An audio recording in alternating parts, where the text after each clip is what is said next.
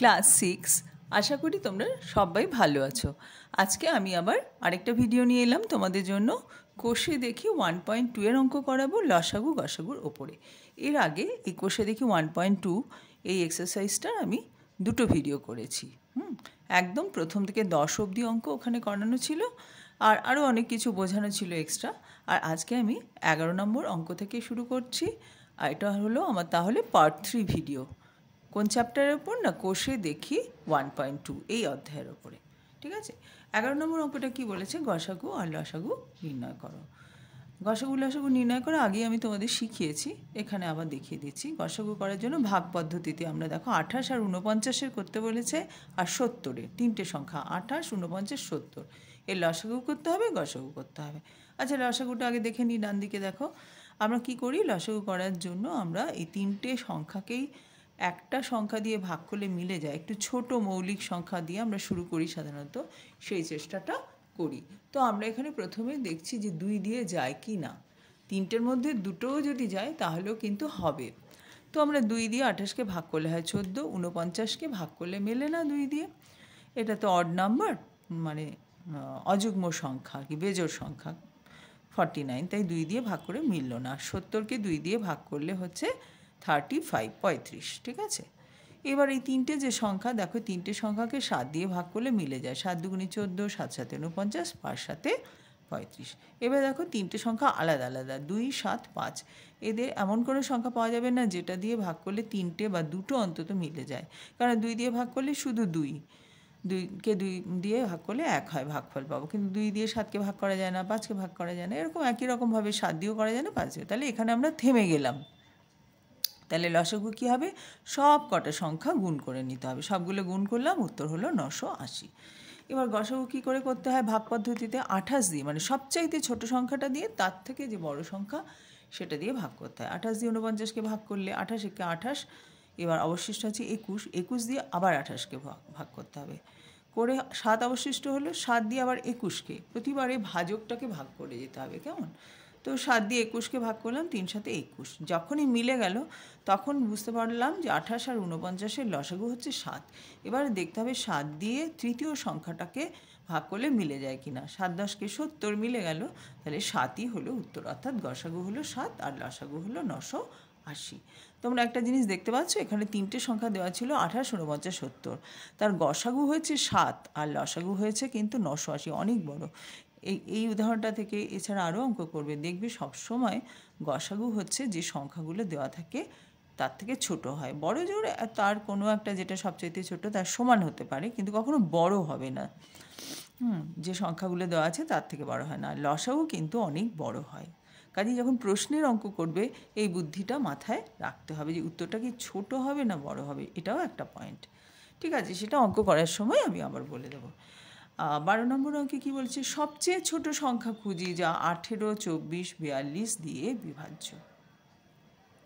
এমন একটা সংখ্যা বার করতে হবে যেটা দিয়ে 18কে বলেছে তো ছোটো সংখ্যা যে 18, 24, 42 দিয়ে বিভাজ্য। আচ্ছা আচ্ছা, অর্থাৎ 18 দিয়ে ভাগ করলেও মিলে যাবে এমন একটা সংখ্যা বার করব, আবার 24 দিয়ে ভাগ করলেও মিলে যাবে, আবার 42 দিয়ে ভাগ করলেও মিলে যাবে।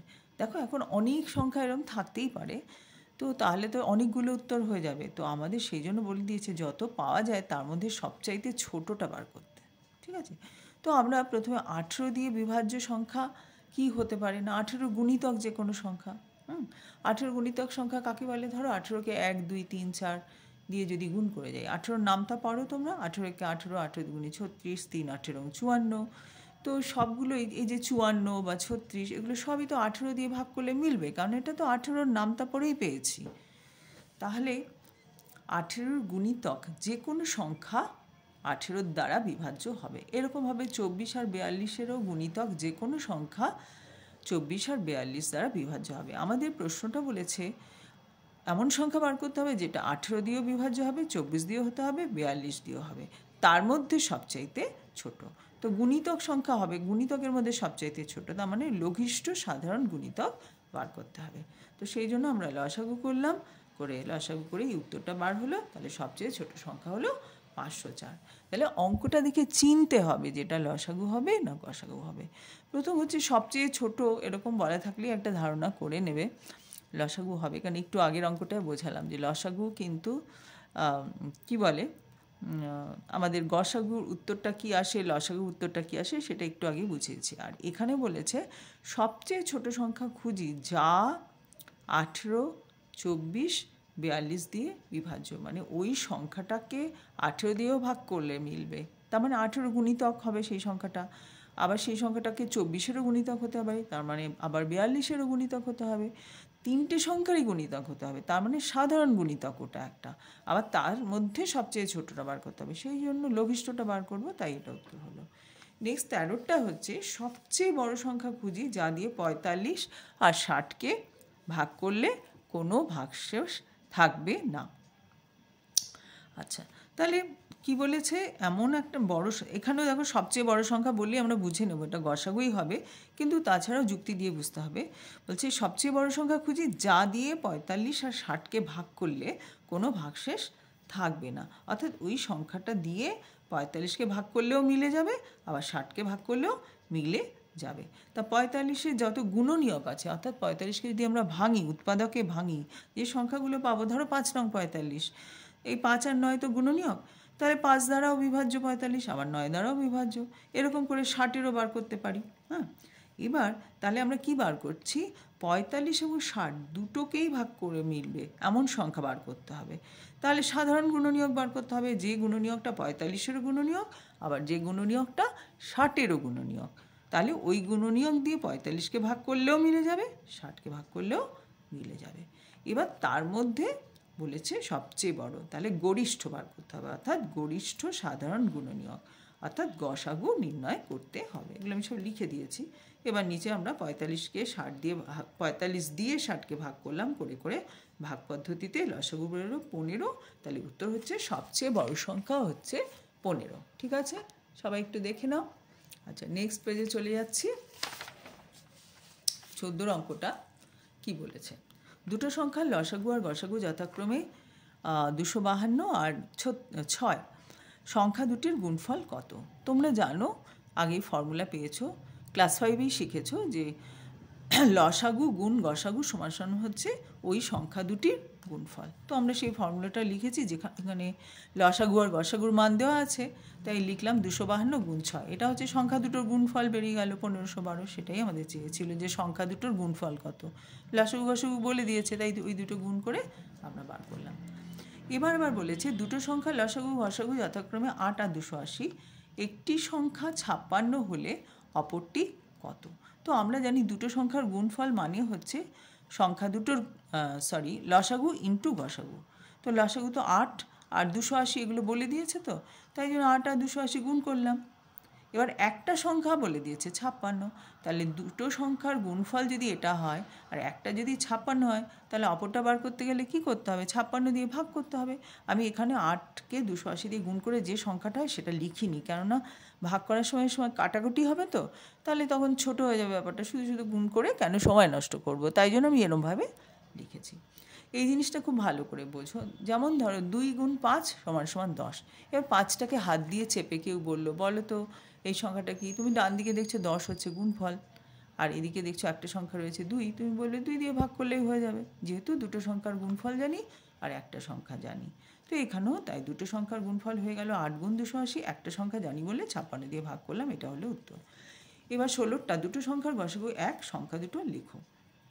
তোমরা জানো যে দুটো পরস্পর মৌলিক সংখ্যার কোনো সাধারণ গুণনীয়ক থাকে না, তার সাধারণ গুণনীয়ক না থাকলে গরিষ্ঠ সাধারণ গুণনীয়কও থাকবে না, তাহলে যে কোনো দুটো পরস্পর মৌলিক সংখ্যার হবে হচ্ছে এই 1 হলে গসাগু। হ্যাঁ, দুটো সংখ্যার গসাগু যদি 1 হয়, তার মানে সংখ্যা দুটো হচ্ছে পরস্পর মৌলিক। যেমন ধরো 5 আর 7, 9 আর 25, নিচে আমি বুঝিয়ে দিয়েছি। 5 মানে দেখো 1 গুণ 5, আর 9 মানে 1 গুণ 3 গুণ 3 লিখতে পারি, অথবা 1 গুণ 9 লিখতে পারি। হ্যাঁ, তাহলে কমন উৎপাদক কিছু আছে, কারণ 5-এর উৎপাদক হচ্ছে 5 আর 1, সেগুলো কি এখানে আছে? এখানে 3, 9 এসব আছে। তো কমন উৎপাদক মানে বাংলায় যাকে বলি সাধারণ গুণনীয়ক, সেটাই যদি না থাকে তাহলে তো গরিষ্ঠ সাধারণ গুণনীয়ক হচ্ছে 1। হ্যাঁ, মানে একটা কমন, 1 এখানেও আছে এখানেও আছে।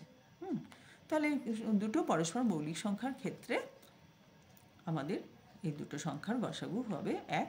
কাজে যে কোনো পরস্পর মৌলিক সংখ্যার উত্তর আমরা লিখতে পারি। আরেকটা আমি নিয়েছি 9 আর 25, কেমন?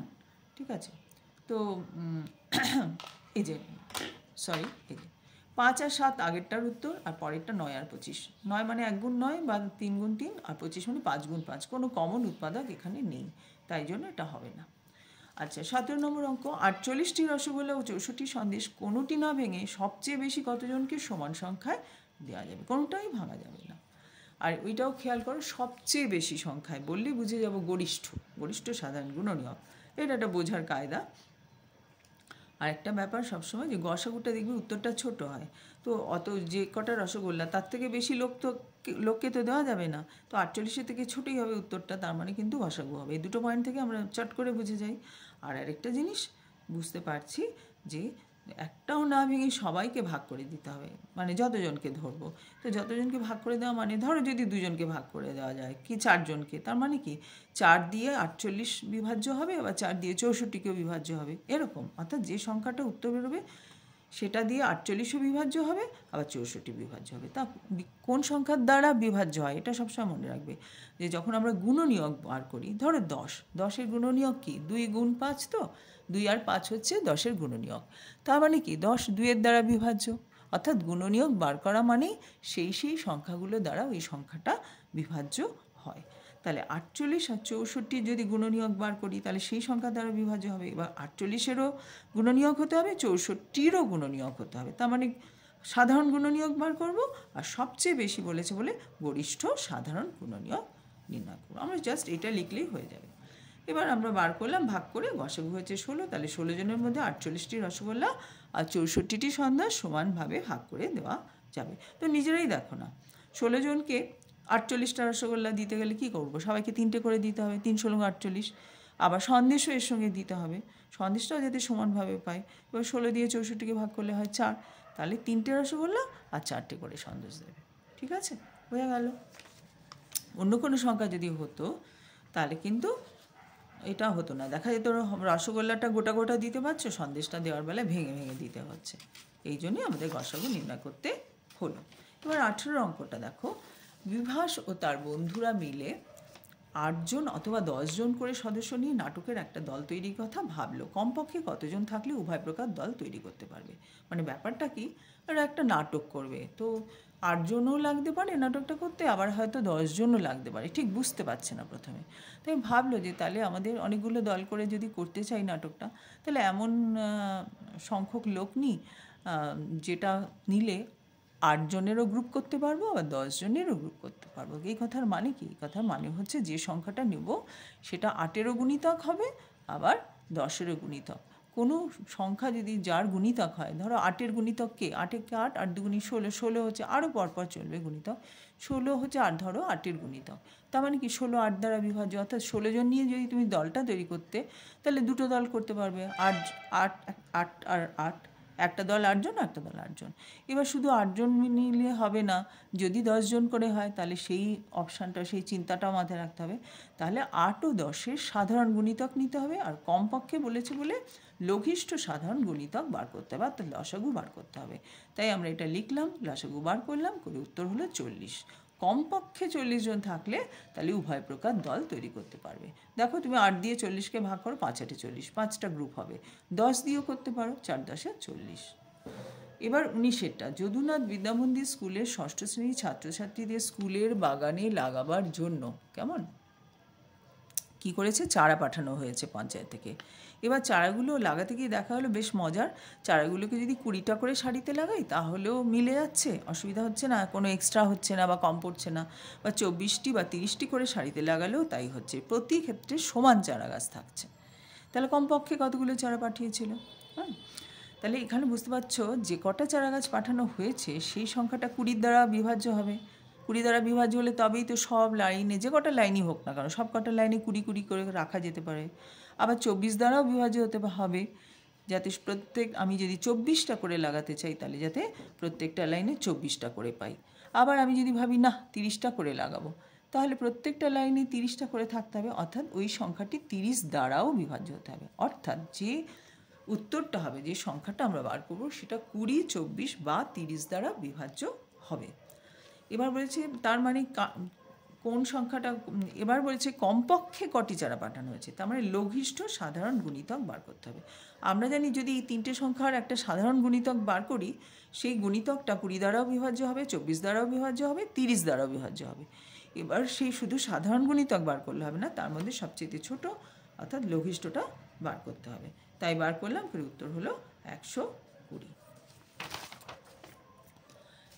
আচ্ছা, এবারে হচ্ছে 20। একটি ইঞ্জিনের সামনের চাকার পরিধি 14 ডেসিমিটার, পিছনের চাকার পরিধি 35 ডেসিমিটার। কমপক্ষে কত পথ গেলে চাকা দুটি একই সঙ্গে পূর্ণ সংখ্যক বার ঘোরা সম্পন্ন করবে? অর্থাৎ একবার ঘুরলে যায় 14 ডেসিমিটার, তো পূর্ণ সংখ্যক বার ঘুরতে গেলে কি করতে হবে? তাহলে দুবার যদি ঘোরে তাহলে 14 গুণ 2 28 ডেসিমিটার, তিনবার ঘুরলে 14 গুণ 3 42 ডেসিমিটার, অর্থাৎ গুণিতক সংখ্যা বার করতে হবে। এবার 14রও গুণিতক হতে হবে, 35এরও গুণিতক হতে হবে। সেই জন্য আমরা সাধারণ গুণিতক নির্ণয় করব, তার মধ্যে সবচাইতে ছোট বার করতে বলেছে, তাই জন্য আমরা লসাগু বা লঘিষ্ঠ সাধারণ গুণিতক নির্ণয় করব। তাই 14 আর 35-এর লসাগু করলাম, উত্তর বেরোলো 70, অর্থাৎ 70 ডেসিমিটার পথ গেলে পূর্ণ সংখ্যক বার ঘুরবে। এবার লাস্ট অঙ্কটা বলেছে দুটো সংখ্যা লিখি যাদের গসাগু হচ্ছে 7, গরিষ্ঠ সাধারণ গুণনীয়ক হবে 7। এক্ষেত্রে কি করবে? 7-এর গুণ করতে থাকবে, নামতা পড়ো, হ্যাঁ, কিন্তু 7কে মৌলিক সংখ্যা দিয়ে গুণ করবে। 7 দুগুণে 14, 3 7 21। কেন বলে তো মৌলিক সংখ্যা দিয়ে গুণ করব? কারণ এই যে মৌলিক সংখ্যা, এখানে 2 আছে 3 আছে, 2 আর 3-এর মধ্যে কোনো কমন হলো না, একমাত্র কমন রইল 7, তাহলে গসাগুটা 7 হবে। মানে সাধারণ গুণনীয়ক শুধুমাত্র 7, সেই জন্য গসাগু অর্থাৎ গরিষ্ঠ হবে একটাই, তো যেহেতু তার মধ্যে গরিষ্ঠ হলে সেই 7টাই হবে। তাই জন্য এরকম করতে দিলে তোমরা করবে কি, গসাগুটাকে মৌলিক সংখ্যা দিয়ে গুণ করবে। এরকম আরও হতে পারে, তুমি যদি 7 দিয়ে গুণ করতে 49, 14 আর 49-এর মধ্যেও গসাগু হতো 7। এবার বলেছে আরেকটা, দুটো সংখ্যা লিখি যাদের লসাগু 12, এমন সংখ্যা লিখতে হবে যাদের লসাগু হচ্ছে 12।